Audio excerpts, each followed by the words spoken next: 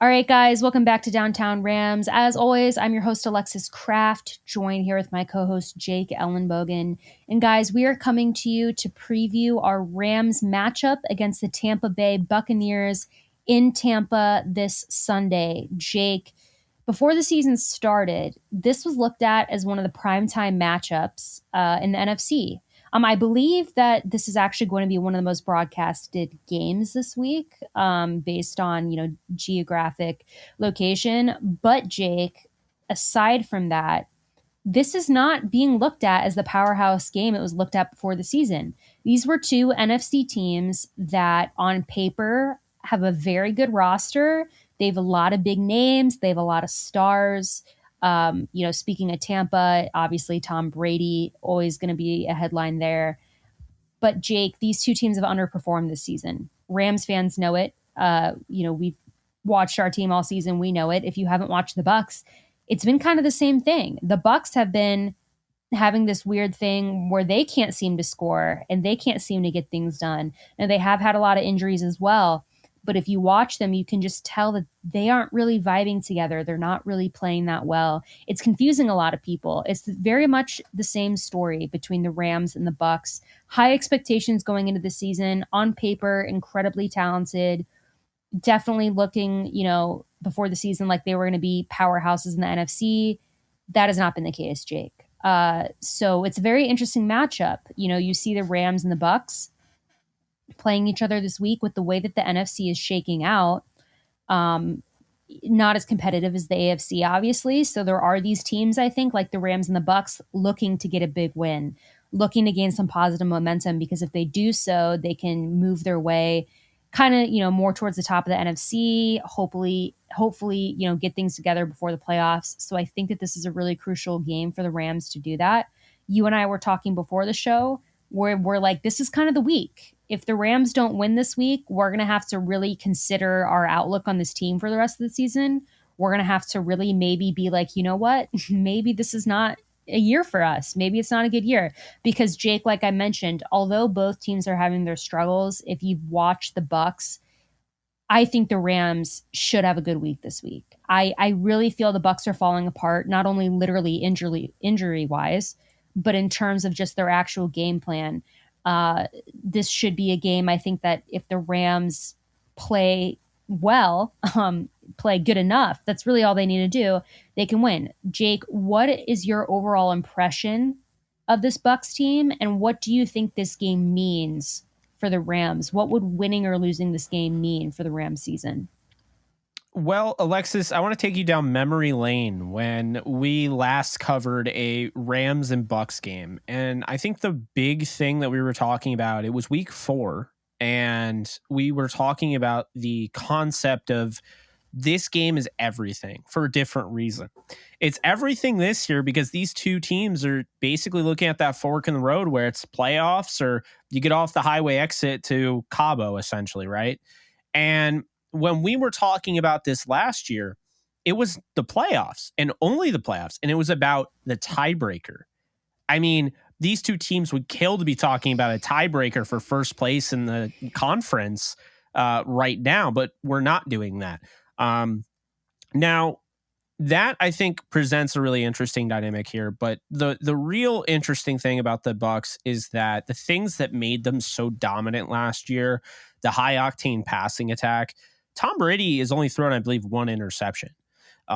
He hasn't been horrible. Like the stats wouldn't show that. But when you watch the film, you're like, that's not the same Tom Brady as last year. And then you look, like Mike Evans is dropping wide open bombs down the field. You got Chris Godwin, who's had a hard time staying healthy. Everyone crowned them NFC title winners when they got Julio Jones, but looks like he's past his prime. We'll see what ends up happening in this game. I don't want that to be the soundbite of the week where he's past his prime, went for 2 touchdowns, 75 yards, whatever. But Russell Gage, guy that they really wanted, Tom Brady putting on that list to go and acquire, he's out. You got Antoine Winfield Jr. out. So you lose Shaq Barrett off the edge for the rest of the year. It has presented a little bit of, an issue, but we knew about this before the season even started, Alexis, and you and I were talking about this off air after one of our podcasts, and we could not for the life of us understand why people were so high on the Buccaneers going into this season because of the injuries and because of the fact, you talk about them losing, their center, Ryan Jensen, and then Ali Marpet retires. You're talking about two of your premier interior offensive linemen that are gone. And they got a steal from the Patriots for Shaq Mason, but that doesn't change the fact that they lost their premier center. They lost their stud guard who retired out of the blue. And I mean, he didn't just retire because Brady retired, because Brady came back and he just retired. So you got Robert Hainsey, who you know about. You got Donovan Smith, who I don't think is playing his best ball at left tackle.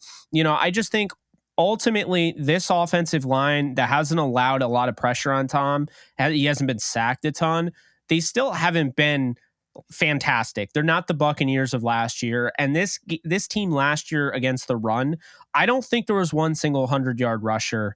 And this year against the run, the last two games, they allowed 231 yards in primetime on Thursday night against the Ravens last week. That was with partially Justice Hill, Kenyon Drake, Gus Edwards got hurt.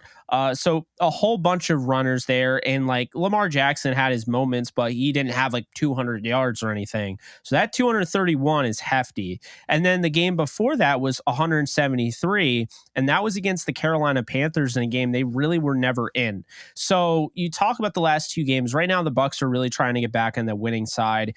And they need to do it immediately, because right now they do not look like a good football team, but they're still in it. In their division right now, you have the Saints. They don't look like they're going anywhere. The Panthers, they don't look like they're going anywhere, although they hold a tiebreaker over the Bucs. And the Falcons, who, the Falcons are a little bit of a surprise, but there's still 10 games remaining. And Tom wants to go to the playoffs. If this is his last year or not, doesn't really matter. While he's playing, he wants to go to the playoffs. And they're going to have to win this game against the Rams to get back on the high side and start talking about playoffs. Because right now, they're just trying to survive.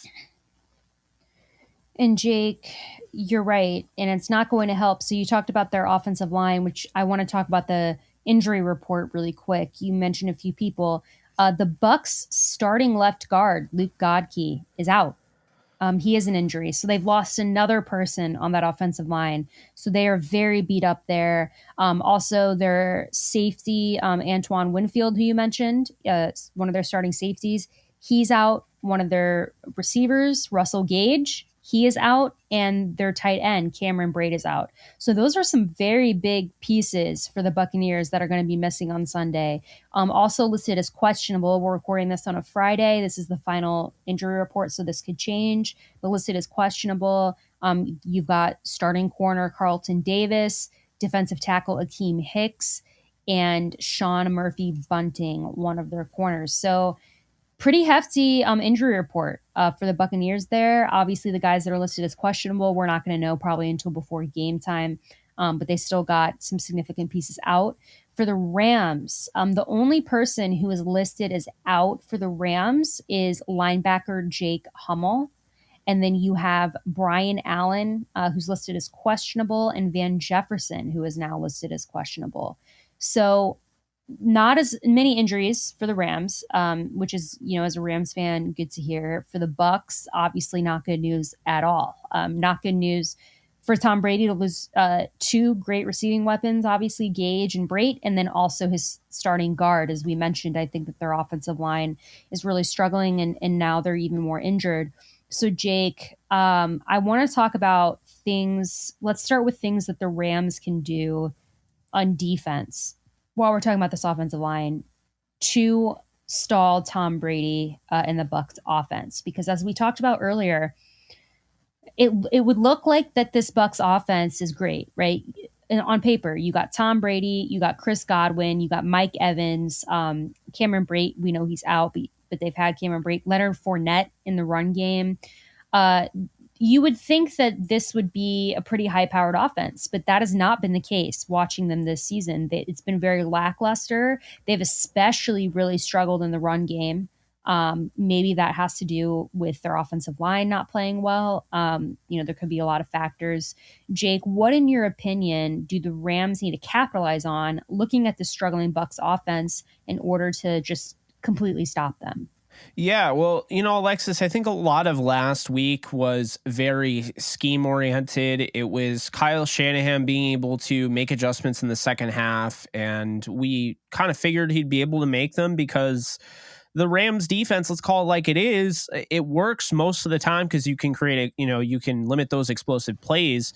But when you're going up against, Jimmy G and how quickly he gets rid of the ball, it becomes a little bit of a problem when you're playing so far off guys. Garoppolo's got such a quick trigger. He can hit guys, whenever. Guess who's got even a quicker trigger? Tom Brady. So I honestly feel like the Rams are going to have to calm down a little bit with their bend don't break this week, and play more up because Tom Brady will kill you. Whether we could talk about how he hasn't looked the same this year, but I mean it's still Tom Brady throwing to wide open guys. He's gonna pull the trigger on that. That's what you got to be able to pressure Brady, and you got to be able to make sure that you're not leaving these guys wide open. Now, keep in mind, Brady did throw tons of yards week 4 last year against the Rams, and they won 34-24. But keep in mind to this, the Rams and Matthew Stafford especially looked untouchable. That looked like the best offense in the NFL in that game. Deshaun Jackson had a deep touchdown. He had a touchdown that, was underthrown. I mean, it could have been even worse. So that was the thing, is the offense was humming last year. It's not doing that. I think it's going to start to come together. I think things will change. And I think the offense is going to be pretty darn good at the end of the year. But is it going to be on the week 4 level in this game? I don't know. And if it's not, then playing that style defense could actually lead to a loss because how quickly Brady can get rid of the ball, it neutralizes the pass rush. Jordan Rodriguez mentioned it in her recent article, friend of the show, that look, the Rams are second in pass rush win rate. When you hear that, you're like, wait a minute. The Rams are second in pass rush win rate. They have the fewest pressures in the league. Big reason is because they play that bend no break and teams get rid of the ball quickly. But when you're talking about Tom Brady, he's going to get rid of the ball quicker than anybody in the league. I mean, he's got the fastest trigger of anybody. So you got to be able to get pressure on him. And we saw that. They got pressure on him in week 4. They got pressure on him in the divisional round. They have to pressure Tom Brady. They don't have Leonard. They have Leonard Floyd. They don't have Von Miller. I keep hearing, how are the Rams going to get pressure? They don't have Von Miller. Well, how did they get pressure on him in week 4? They blitzed. They used Terrell Lewis at times. They had Justin Hollins. They might, be able to blitz Ramsey in this game, maybe blitz Jacoby Durant. They got to be creative in their approach, and they got to play more up because I think if they're playing bend don't break against a guy who is just known for ripping that apart, I don't think it's the smartest way to handle this team. And I will say this, not only is Sean McVay 3-0 against Tom Brady since he's joined the Bucs, but Raheem Morris is 2-0 against Tom Brady since he's become the defensive coordinator. So I don't want to discount Raheem, but keep this in mind, Alexis. The defense they're playing at the end of the year, in the playoffs, is not the defense they're playing right now. The Rams clearly don't feel as comfortable in their corners that they did last year because of the pass rush. They don't have Von Miller. Let's call it like it is. So it's not the same defense, but I do trust Raheem Morris to get it done. And I think what's interesting is this Bucs team, because looking at last week, against the 49ers, we had an issue with the run game. I feel like maybe a little, was not great, No. especially Christian McCaffrey. You talk about Tampa Bay very much struggling in the run game. They basically have really relied on Leonard Fournette, and not much has been getting done. And I think that's an advantage for the Rams here. I think that the Rams have an advantage, or an opportunity, I guess I should say, to stall a run game. You're already going to have Tom Brady, who's forcing the ball out quickly. If you can try to stop the run game and you can also apply pressure to Tom Brady, I'm not sure much is going to get done. So I am optimistic for this Rams defense in stalling this Bucs offense. I'm not, honestly, to be honest, completely sure how they're going to do that. I do think, like you said, I think the key might be just pressure, getting to Tom Brady. We know he's going to get the ball out, blitz, doing what you can to prevent him from throwing all over our defense, which we know that he's more than capable of doing, no matter how much the Bucs defense is struggling. Jake, switching gears to our offense here. The run game.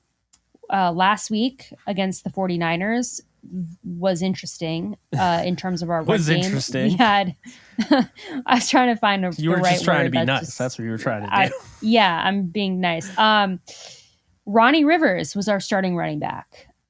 He was out there ahead of Darrell Henderson, which was surprising to a lot of us. Cam Akers has been out. He might. It sounds like he will be back on Sunday. To add to that, Alexis, he will be playing.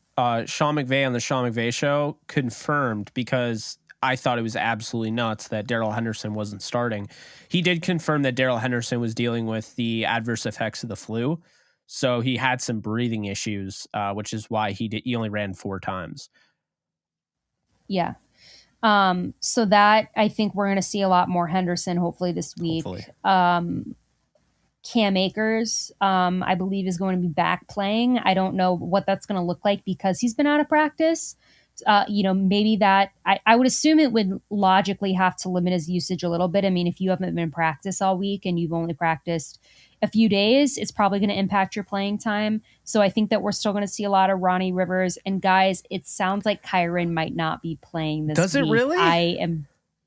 I saw a tweet from Jordan. I'm going to pull it up because I don't want to misquote her. I retweeted it. She said, running back Kyren Williams is in the 21-day window. Mm-hmm. He has appeared to practice fully this week, but we don't see entire practice. McVay says staff will know more about potential activation after today's practice, plus how numbers for game day 48-man shakes out. Okay, so maybe I'm being a little cautious. There's some hope there.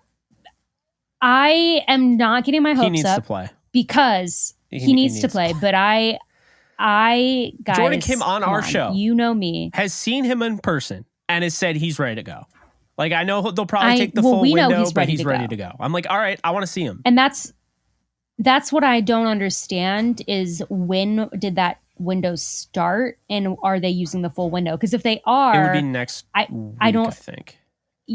Exactly, which is why I'm not sure if they're going to cut the window short or not. So I'm erring on the side of caution because I don't want to get my hopes up because, guys, you know me, every game, every time before he got injured, after, I'm just trying to see Kyren Williams playing in an NFL game in a Rams jersey, and the football gods are just really trying to just string me along until the very end. So we may see Kyren this Sunday. Alexis Kraft, do not think that we will. That is just me. I'm going to say we do. Nobody's going to know. Okay, Jake is saying, I almost called you Kyren. Jake is saying that we will see Kyren this Sunday. I think so we'll see how it goes. I really hope we do. And Jake, like you said, and we talked about this last week, and we've talked about it a few times since. I really think that Kyren is the jolt to life the Rams offense needs because of his skill set, because he offers all of, a lot of diversity in the running back position, but also as a receiver, as a pass blocker, all of these things that we've seen him do on tape and all of these things that Rams reporters said that he was doing in preseason. Keep in mind, if you guys don't remember, in preseason, Kyren Williams is running some reps with the first team. I mean, they were really, not preseason, training camp. They were really using him a lot before he got injured, and they had really, really high hopes for him. So I assume that he's going to get that role back when he comes back, but I don't think that the Rams are going to push it. That's why I'm hesitant, but I think this could be a really important game for them to use him. Regardless, Jake, the run game, do you think this is the week that we should, we say it a lot, but I'm going to say it again. Do you think that we should really push the run game this week? Oh, yeah. I mean, this team, like I mentioned, they've struggled to defend the run. They're right now, they're 18th or whatever in I mean, they're not a good run defense right now. They're just not. And, this is not last year's Bucs defense where it's all right, I might not even run the ball against this. Why bother? Why am I going to run right into Vita Vea? It doesn't make any sense. But, this year, it just isn't the same Bucs defensive line. And now they're banged up. I mean, look at the way, Devin White played last week and he's fully healthy. I mean, Warren Sapp called him out and everything.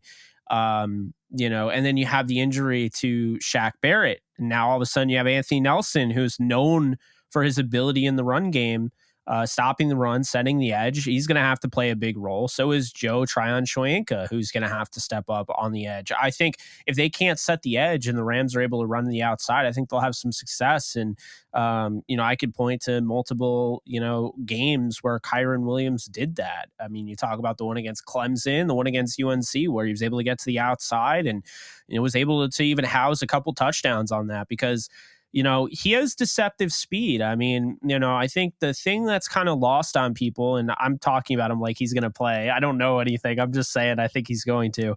But the thing about Kyren that people don't understand is that the Rams have GPS tracking on all these players. They don't look at the 40 times. So you can sit there and, punch air the fact that the Rams drafted a guy who ran a 4.65 or whatever. But at the end of the day, the Rams have the numbers there that would lead you to believe that he's faster than his time. And I would just tell you to go back to the Clemson touchdown and be like, all right, he's clearly faster than people give him credit for. There are moments where it looks like he's not fast, but you have to keep this in mind. Like when you're running 80 yards on the UNC run down the left sideline, you notice he didn't change his stride once. He just stayed at the same stride, and the guy behind him is like...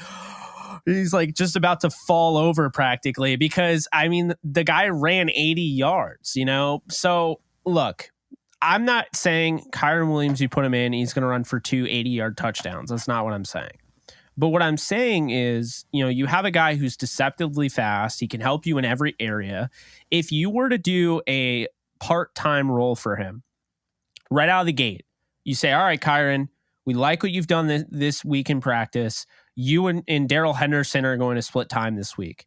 And we might use you on the field at the same time. We might not. But either way, you guys offer all the traits you need at running back. And like we talked about via text, the only issue that I have with Kyren, the only issue anyone can have with Kyren are the 8 fumbles in 2 years. And now that he's in the NFL, who knows? Maybe that gets cleaned up. But you can't tell me that having Cam Akers in there is going to absolutely change the game when this guy has had, 3 of the last 4 fumbles for the Rams for a running back. And the last time he went up against this team in this stadium, Raymond James, he fumbled twice in that game. So I would not be surprised if they hold out Akers a week. They get, his feet on, he gets his feet under him and he's able to go next week against Arizona. He had some success against Arizona early in the year, but I don't see rushing him would be almost, it would kind of nullify any argument you have for not playing Kyren Williams, in my opinion. Because I think Kyren Williams is more ready for the game than Akers. Akers has sat out the last 2 weeks. Kyren Williams has been working. I know he's on IR, but he can still work on the side. He practiced in full. Alexis, the important thing about the activation in the 21-day window is that you kind of break away from the IR tag. What people don't understand is like with the IR, it's like you can't really practice with your team. You kind of have to just like work on getting figured out. I think Jordan mentioned this last week, but regardless, you have to work on getting everything figured out and get back, to health. It's part of like the NFL code of conduct, their laws essentially. If you are on IR, you can't practice with your team. So when you're activated, or not activated, but you activate the 21-day window to return, that's when things get a little bit more open. You're able to practice with your team. It's all about gauging how you can come back. And, you have 3 weeks to do it. And we know that he'll be back. And that's a good thing because the Pittsburgh Steelers, they drafted our guy, Calvin Austin, who is a premier talent. And he's not going to play this year because guess what? He got activated for the 21-day window. He wasn't ready, according to them. So he's out for the year. If you don't get activated in the 21-day window, you are done. You're deactivated for the entire season. That's what happened with Steelers wide receiver Calvin Austin, who was trying to get back, and they just couldn't activate him in that 21-day window. So I think Kyren's back, and I think he's going to have an impact. I got really giddy when, and I'm sure you did as well, when Jordan came on here and basically said like he was supposed to be in a feature role. They really like him. they should like him. He shouldn't have been a 5th-round pick. The Rams know that. That's why they traded up and got him. Don't look at him as a 5th-round pick. Look at him as a weapon that the Rams had to trade up to acquire because the Raiders were going to snag him. Yeah, I mean, everyone who listens to our show knows how I feel about Kyren. Anybody who watched our draft show, knows. And so I certainly don't need to, continue to go crazy on him. But, I really do think that he would give a spark to this offense. And I think that he provides, a skill set that is missing in the run game, an area where we are struggling and where there's a lot of questions. So I hope that he plays, and we'll find out. Like I said, today's Friday. We still don't know. I don't think if we know, it'll be probably until Sunday morning. So we'll see. I really hope that he plays. But speaking of the rest of our offense, Jake, the receiving game is something that, I think obviously as a whole, the Rams offense has been pretty lackluster this season. We've had our struggles. I feel the receiving game, we're starting to see some progress. Obviously started off the year really rough. I think each game, it builds on itself. It's definitely not where it needs to be. I'm not saying that. I know that people are like, everyone's freaking out about it. I'm not saying that it's where we should be, right? But I think that we're getting where it needs to be. And you see the issue, I think, is still there a little bit of Matthew forcing passes to Cup. I don't think it's nearly as bad, though. We are starting to see Allen Robinson get more involved, which is what we were wanting. We are starting to see, Ben Skoranek has made a couple big plays, getting more involved. Tyler Higbee, I think, has been pretty consistent this season. And it feels like we're kind of creeping towards, building some consistency. Again, it's not exciting. It's not flashy. It's still frustrating to watch. But Jake, this week against the Bucs, what do you think in the passing game needs to be done in order to continue building this positive momentum? Because I think the Rams, like we've been talking about this game, I think we have to get a lot of positive momentum out of this game. We can't do anything, in my opinion, if the Rams go out and the passing game falls apart and we lose this game, like we've talked about. I think that that's going to completely shift the way that we talk about this Rams team for the rest of the season. So what do you think that Matthew Stafford and the Rams receivers need to do in order to play well against this Bucs defense? Yeah, I think first and foremost, you got to hit on a deep ball, at least one this week. They peppered the 49ers with short passing because they basically simulated a running game, Alexis. They just kept throwing the short pass. The problem is when you do that, it works. But you have to be able to build your way up to the second level and then get to the deep level. When you're talking about the intermediates, okay, we saw perfect example of why Van Jefferson was needed so much without even getting a target by him being on the field. He goes streak down the field and it opens up Cooper Kupp and everyone's like, why is Cooper Kupp wide open? He made a nice route. Don't get me wrong. He totally juked the guy away, but like, he doesn't have anybody near him on that deep crosser that went about 30 yards because Van Jefferson opens up that ability. When you have a field stretcher, you have to account for that. You can't just let Van Jefferson go deep down the field and assume Stafford's not going to see him. He has been known to throw the deep ball. They hit Tutu Atwell on an explosive play, 50, 60 yarder against the Cowboys. I haven't seen him since. So I want to see more deep plays. You're building to that point. You have to hit them where it hurts. You have to put your foot right on their throat because you can't let them, you can't let any team get back into it. You can't be lackluster. This is an offense that needs to start, grabbing, teams by the horns and just, for real. I think really what it comes down to is when you have all the talent you have on this wide receiver room, that's really the one thing that's keeping, I think, the hope alive is that you have a defense that was allowing 17 points per game the last 4 weeks before the 49er game. And then you had all that talent. So you have Stafford, you have all the talent in the receiver room. That is what is keeping the dream alive. That's what keeps people like me, even though there were times where I'm like, I want to write them off after that game. I was so pissed. I want to say there's no way. They have no chance of, repeating. They have no chance of even winning this division. You always have to go back but they have Cooper, they have Van, they have Allen Robinson. You know, there's a potential they get OBJ back. I think it's going to happen. If it doesn't, it doesn't, whatever. But I don't even think they need him, if I'm being honest, because once they get things going, it's more selfishly Alexis. I feel like they need him because I just love OBJ. I mean, you and I both have been a fan of his before he even went to the Rams. So that, you know, it's more so a selfish thing. But when you look at this, if you can get Van going and you can get Allen Robinson going and then Cooper Kupp's doing his thing, it's literally what I said before the season, why I was so high on Allen Robinson leading the league in receiving, which now seems like the biggest crapshoot of a pick ever. But the whole point of that was that you have all those weapons. It's going to take away attention. They've still been able to find open Cooper Kupp on all sorts of, you know, routes and whatnot.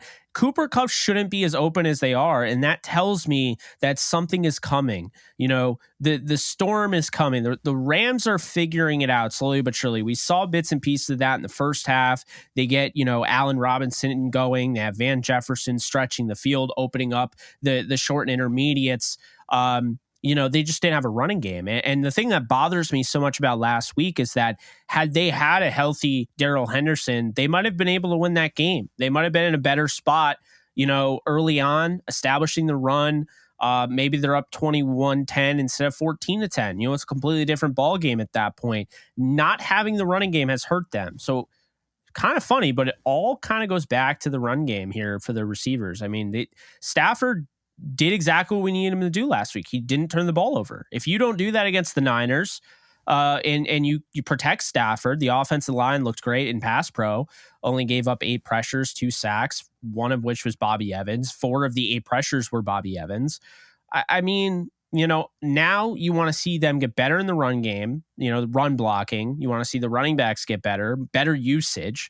I do think a lot of that's on the coaching, but you also have to take some shots. And I feel like Stafford's kind of been handcuffed a little bit. It feels, I hate to say it, Alexis, but last week after the first half and going into the second, it felt like Jared Goff 2019, I don't believe in my quarterback to throw deep down the field anymore, all over again. And that's not Stafford. Stafford can throw deep down the field.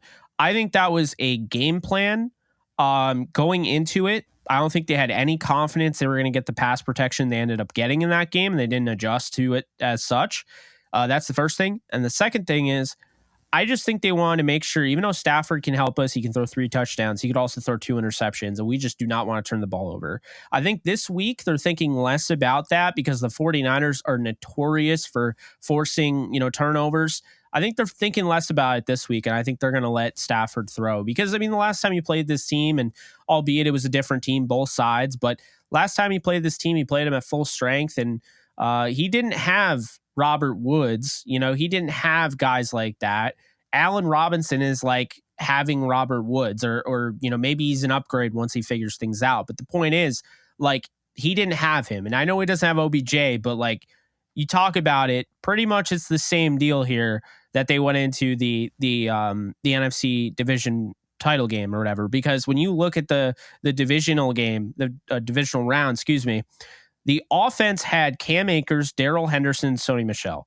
None of them were effective in running the ball in that game. Okay. Then you look at the receivers, and OBJ, they had him, they had Cooper Kupp, you know, they had Ben Skoranek. Skoranek's better now. You know, Van Jefferson was dealing with an injury, so he's fully healthy now. He dealt with an injury all the second half of last year, and I don't believe they did not have Tyler Higbee. Oh, no, they did have Tyler Higbee because he got hurt in the next game. But the point is, it's like the offensive line. What's your argument there? Alexis, Whitworth didn't play. Like, it's all there's excuses, but going into this Buccaneers game, there's so many different things to lead you to believe that the Rams should win this game. And maybe they should win it, and it shouldn't even be an argument, because you look in like week 4, they didn't have Von Miller and they won by 10 last year. Divisional round, they didn't have Andrew Whitworth. They figured out a way to pull it off, and they were dominating. They were up 27-3. They blew the lead, and they still hung on to win. Well, Jake, let's get into predictions for this game. We've kind of said a few throughout the show, but let's make it known. Everybody knows how I am with predictions. I'm a little superstitious, But Jake, I want to kind of circle back to, so starting my predictions, when I was talking about this offensive line for the Bucs, I do not have a good feeling for them. We talked about how they've already been, struggling. They've already had injuries. Now we know Luke Godkey is out for this game. And I think the Rams defense is not happy with the way they performed against the 49ers. I think the Rams defense has a really big opportunity to capitalize here. It's also Tom Brady. I think there's always a little extra incentive for people to try to get a hit on Tom Brady. He's, an iconic, legendary quarterback. Everybody wants to say that they sacked him. So I'm going to say that Jalen Ramsey is going to sack Tom Brady this Sunday. I think that it would be a moment for him, but also for Rams fans and just in sports history.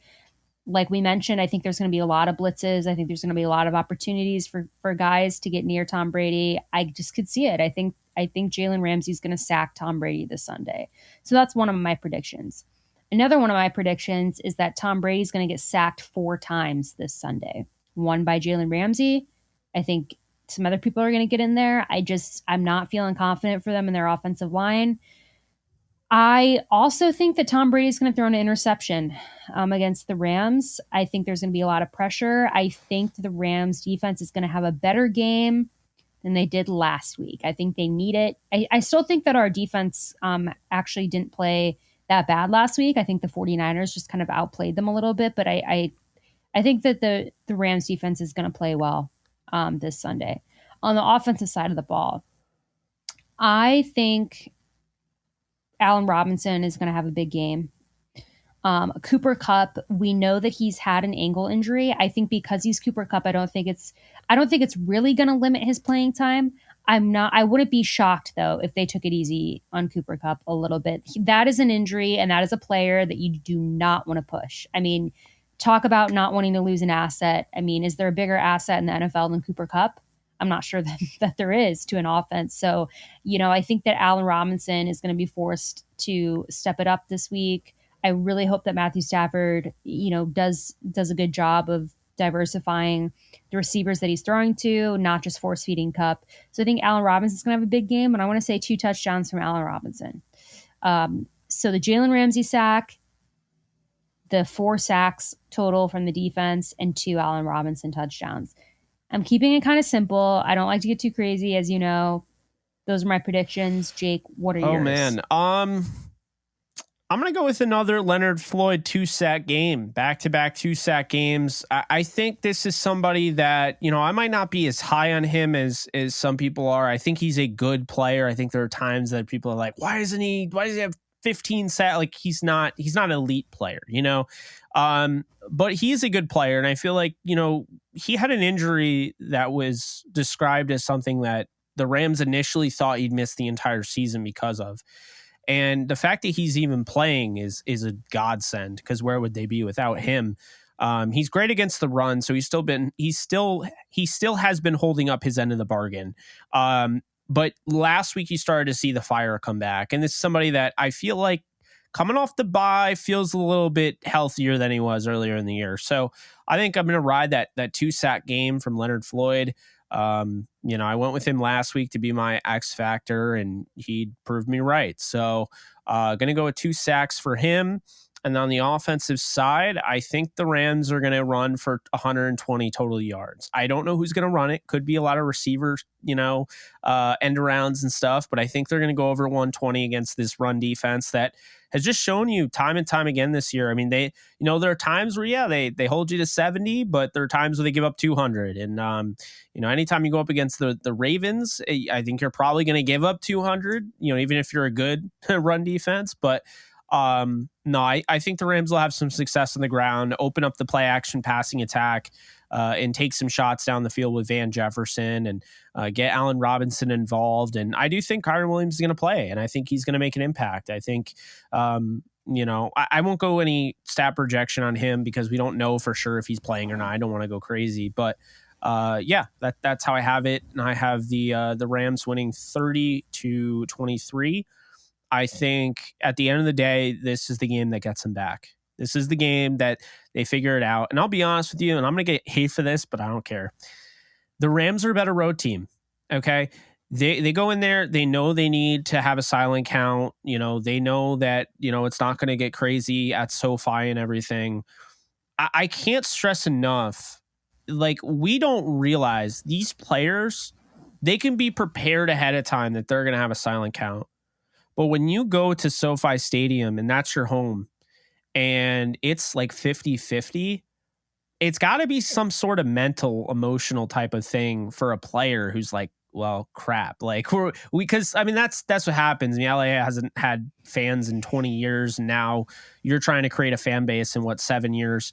So, I mean, I get it to a degree, but I think it's still there, Alexis. I think you would agree with me. And I think going on the road has kind of, I think they're prepared for the road better than at home, if I'm being honest. And I think the record supports that. And I'll say this for people that, are giving up on this team with 10 games to go. They got swept last year by the Niners and still won the Super Bowl, and for people saying, well, they've lost to every good team they've played.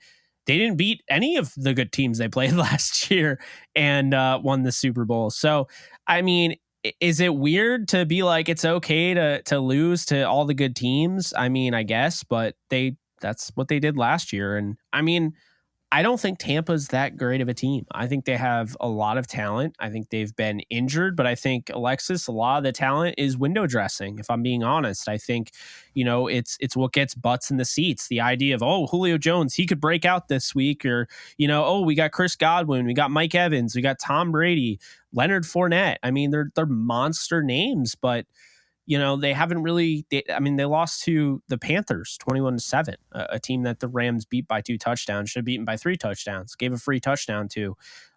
So yeah, that's how I have it, 30-23. And I will say this: look out, because the way they defended Christian McCaffrey was a little concerning. They kind of gave him all the room in the world when he caught a screen pass and whatnot. They better be careful about Rachaad White. He could absolutely make them pay in the screen game. And another guy they have to keep an eye on, and they've dominated tight ends for the most part. I think George Kittle was the first tight end to catch a touchdown against them, last week. But Cade Otton is starting to develop a really good connection with Tom Brady. That's a name to look out for. Cade Otton and Rachaad White are their X factors, because those are guys that doesn't matter who they are, doesn't matter their names, doesn't matter what jersey number they're wearing. They're guys that have shown you at times that they can come through. And the run game isn't there, like you mentioned. I don't think anybody's averaging over 3.5 yards per carry. They're going to try the same thing the Rams did last week, I think. They're going to try to pepper the Rams with the short passing attack, take advantage of the fact that Tom Brady can get rid of the ball quickly, and then build eventually a rapport over the course of the game where they can start, tossing deep bombs down the field to a Mike Evans, who has beaten Jalen Ramsey 1v1 down the sideline, in the divisional round, and Godwin, and they have plenty of guys. So I Scotty Miller's another one, but I'm going to go with 30-23. I think this is the thing that gets the Rams on the right track. And you move on to Arizona and New Orleans, and hopefully you can go 3-0 in this 3-game set before you head on over to Kansas City.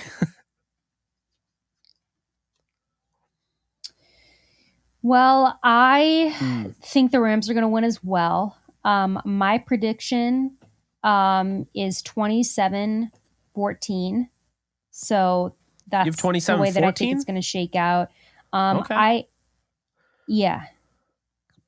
And I agree with you in the fact that I think this is the game. I'm hoping that this is the game. And I do think this is the game that the Rams get their mojo back. I think they need it.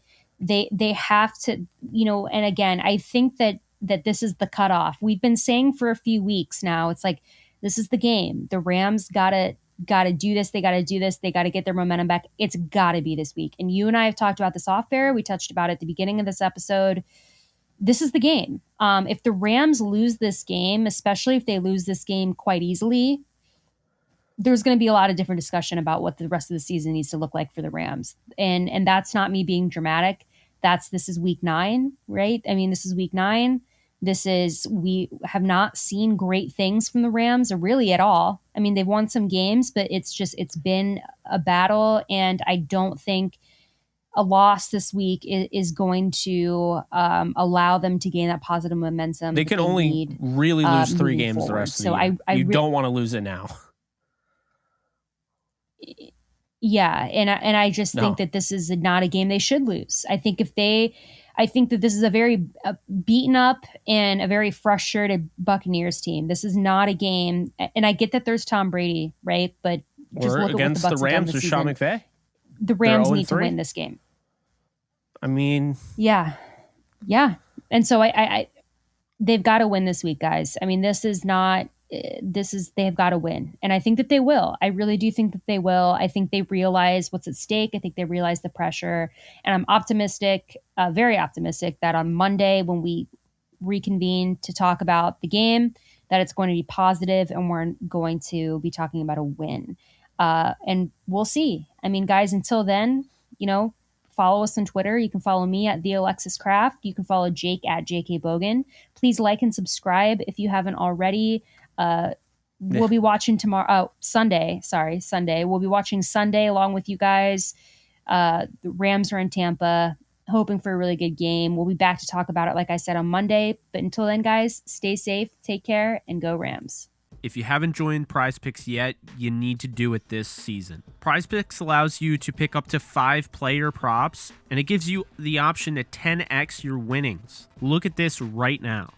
Tom Brady right now, for a limited time only, is a free square, because unless he gets hurt, he is going to be getting that 0.5. I'm going to select Tom Brady. I'm going to select Josh Allen going 275.5. Matthew Stafford going 265.5.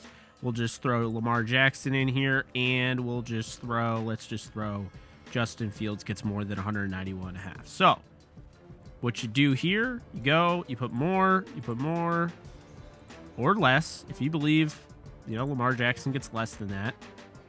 And there you go, 10x your winnings if this pays out.